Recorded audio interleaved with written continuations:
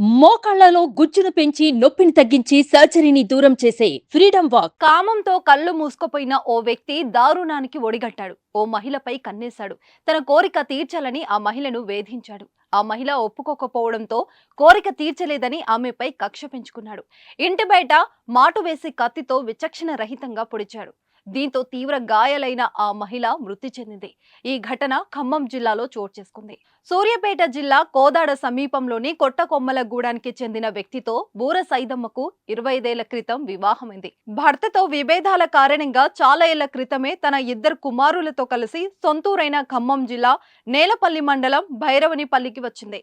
ఏడాదిగా కోదాడలోని ఓ పాఠశాలలో వంట పని చేస్తూ అక్కడే ఉంటుంది. వేసవి సెలవులు కావడంతో కొన్ని రోజుల క్రితం భైరవనిపల్లికి వచ్చింది. ఈ నేపథ్యంలో సైదమ్మపై అదే గ్రామానికి చెందిన శ్రీను అనే వ్యక్తి కన్నేశాడు. సైదమ్మను వేధించాడు. తన కోరిక తీర్చాలని వెంబడించాడు.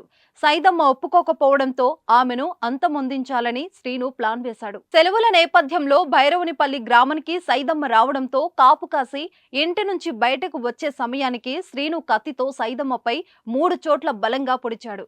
అనంతరం సైదమ్మ చేతులను కత్తితో దారుణంగా కోశాడు.